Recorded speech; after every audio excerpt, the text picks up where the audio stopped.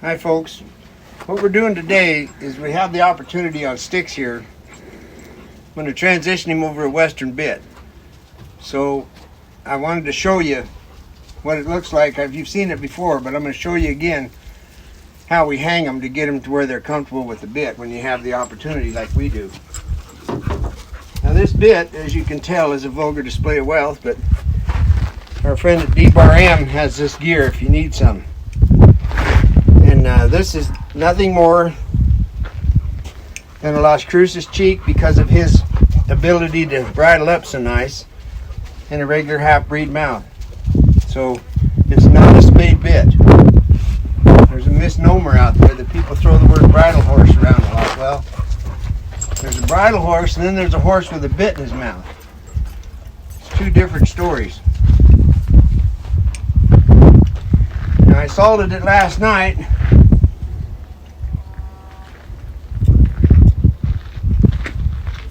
And he'll taste the salt. And then we'll go from there. I come in the side if I need to. My right hand is the key to this doubling the horse up.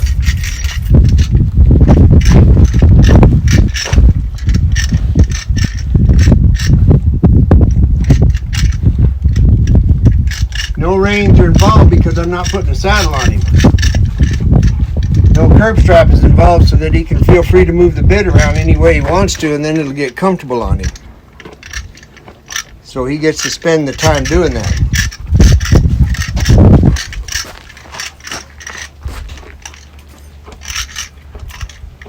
Now you can't do this and tie a horse to a fence and then go to the house unless you want to set yourself up to fail. This is why I hang my horses.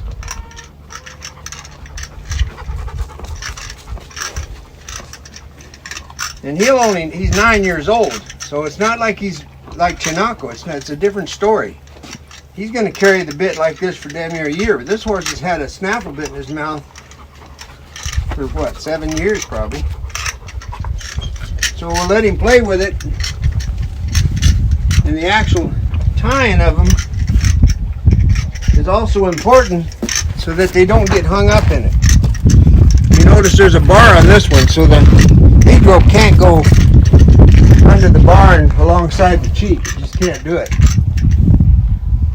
But that's what it looks like. So I'll put him over here, and it's important that you see where I tie the knot. Right here, he can get his head down, but he can't go below his knee. The odds of him hanging it up on the bit are pretty slim, because if he does get his head that high, he'll take it right off.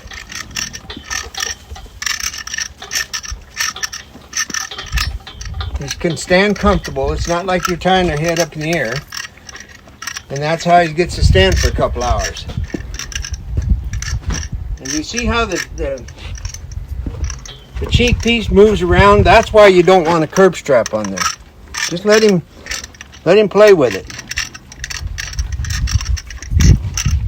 And it'll be comfortable for him. So I'll be moving right along with this project, and you'll see me transition him over to a western bit. But what I'd like to do is clear up a few things. You probably figured out I got my eye worked on yesterday at the doctor, and they overhauled it. They did a skin graft from my arm, my left arm. So the funny part is every time I raise my arm, my eye closes. But other than that, I got some pressing news. Modoc Rough Stock. Now you don't get a better name than that. Cedarville, California. We spent some time on the Black Rock, and this guy that sent this in, Vernon, he'll know about the Black Rock, that's for sure. But anyway, I just want to say hi to him. Cedarville is one of the neatest towns in the West, and they don't want anybody else moving there, so don't look it up. I'm speaking for the Chamber of Commerce. Also, Chris out of Ballarat, Victoria, Australia got a hold of us, and it's nice to hear from you. And we want to get back to Australia, but we're just not welcome there yet. So let us know when we can. And another guy mentioned the Dixie Fire, which is our biggest forest fire we've ever had out here in the West. And he talked about all the people that are displaced and to think about them. Something you need to know about this particular fire is there's no major cities. These are all people that live in the country. You know, they worked all their lives to have their places and get their little retirement deal or whatever. They're country people that are getting burnt out. So we really got to think about them, anything we can do for them.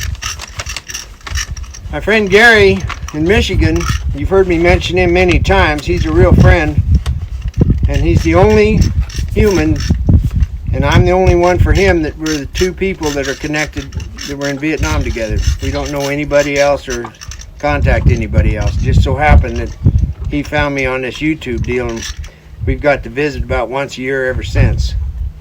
So hello to Gary. Now, something that's happened ever since we did this video about turning your toe out and getting a horse to handle, it's starting to get a little deep, I admit, but that's kind of the point here. But what you got to know is that according to the emails that we get, a lot of people are getting in trouble with it, and I'll tell you why. Because they didn't do the first thing, which was to get your horse to walk backwards off of your seat in collection. You can't do any of this other stuff unless you've accomplished that, so please bear that in mind. Once you get them walking backwards in collection, they understand it. They're telling you, I understand what this means. I'm doing the opposite of what my mind tells me because I'm walking backwards. However, I'm fine with it. Then you can move on. Not until. Well, that pretty well covers it.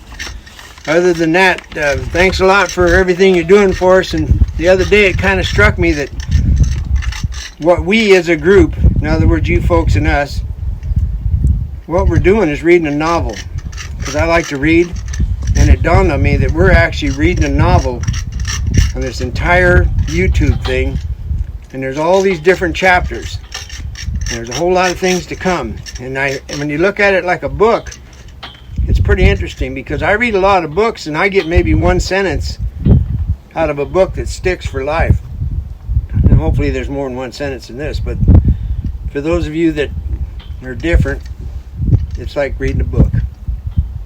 So the novel will continue. Thanks a lot. And he's eating the lead rope. My wife is sharing with you how Intelligent Thoroughbred is doing. He'll be here a couple hours, then he'll get turned out because it gets too hot here now. Thank you.